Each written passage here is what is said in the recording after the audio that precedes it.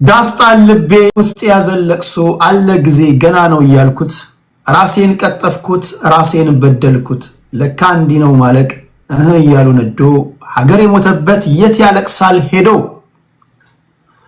አክሱም ላሊበላን በአንድ አለት አጽንቶ አልራመድ አለ ሀገር ተለያይቶ። አንድ ሁለት ሶስት ሊስን ፕሮፐርሊ ይላል ጃኮብ ዙማ።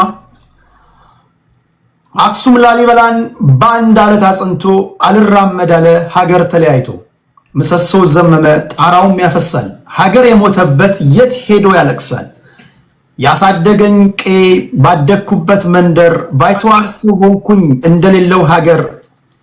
ያቆምኳትን ሰንደቅ ተፈትኜ በሳት እንዴት አቀርቅሬ ባንዲራዬን ላንሳት። አባይ ለዘዴው ባፍ ይቀድማል አምኖ መከዳት እንዴት ያማል። ወርቅ ያበደረ ደርሶት አለት እንዴት ይችላል ዝም ማለት። ከነገ ዛሬ ይሻል ባልኩኝ የራሴን ጩኸት ተነጠኩኝ። ተጣላውና ከወንዜ አድባር እንዴት ልታረቅ ከራሴ ጋር። አዲስ አበባ አዶ ሸገር እንኳን ሸገሩ የሁሉ አይደል ወይ ሞላው ሀገሩ። በፍቅር ጠርተው ከዳር እስከ ዳር መሃል ገቡና አቆሙን ከዳር። ባቆዩት ሀገር ጀግኖች በአንድነት በአርበኝነት እንዴት ይገፋል ኢትዮጵያዊነት። ጀግኖች ሞተውላት በመርዝ ጋዝ ነፍረው ተንገብግበው በሳት ደማቸውን ገብረው። ዘመን ተገላብጦ ታሪክ ሲተረት እንዴት አቀርቅሬ ባንዲራዬን ላንሳት። የኢትዮጵያ አርበኞች የጥንት አርበኞች እናናብስቱ ሲረገጥ ባንዲራው ገና አሁን ሞቱ። ካለ ቦታው ሲሆን ወርቅ አይደለምና ዝምታ ለበግም አልበጃትምና 12 ሆና አንድ ነብር ፈጃት። ዳስጣል ልቤ ዳስጣል ከዚህ በላይ ሐዘን ከዚህ በላይ መርዶ ከወዴት ይመጣል። ፍቅርን ብዬ እንጂ ተግቼ ለሰላም መች ከሀገር ይበልጣል እኔስ አንድ ነፍሴ። ወይዳንተ አትንገረኝ ማንነቷን ምጣት ታስተምርም ልጅናቷን።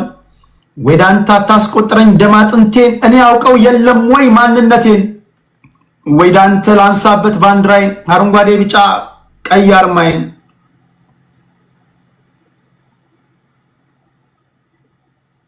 እንዴት ናችሁ ክብራትና ክብራን? በዚህ ግጥም ወደዳችሁም ጠላችሁም ሶስት አይነት ሰዎች አሉ። እንዳደመጣችሁት ነው። አሁን ደግሞ የምንሰማቸውን የራሳቸውን ግንዛቤ የሚነግሩን ፖለቲከኞች አሉ። እንዴት አያችሁት የቴዲ አፍሮን ግጥም? አንዳንዶች የኢትዮጵያን አሁን ያለችበትን ነባራዊ ሁኔታ ፍንትው አድርጎ ያሳየን ይላሉ። ጀግና ነው በድፍረት ተናግሯል ይላሉ። ስለ ጀግንነቱ ስለ ድፍረቱ ምንም ጥያቄ የለውም።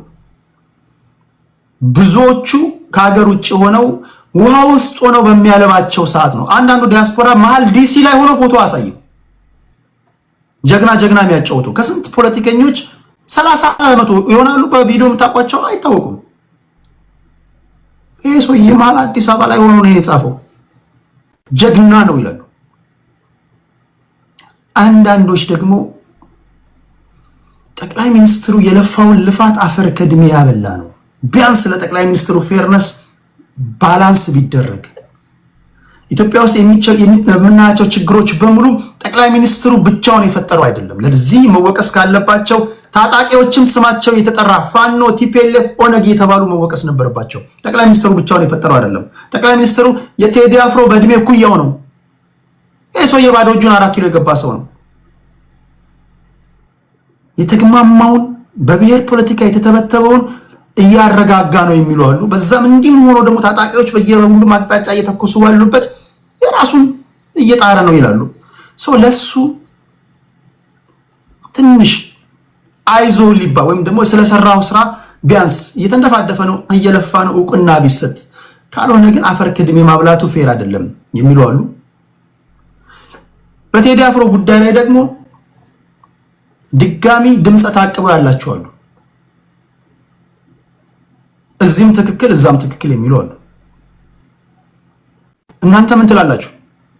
በዚህ ጉዳይ ላይ እናወራለን። ይሄ ቀላል ውይይት አይሆንም። አስቀድሜ ነግሬያቸዋለሁ። ማይ ፍሬንድ በደንብ ማድመጥ መቻል አለባችሁ። ዳስጣልን እንደሰማችሁ እንዳበላላችሁ ተስፋ አድርጉ፣ ወይም ደግሞ እርግጠኛ ሁኑ። ሌሎቻችሁም ትገባላችሁ።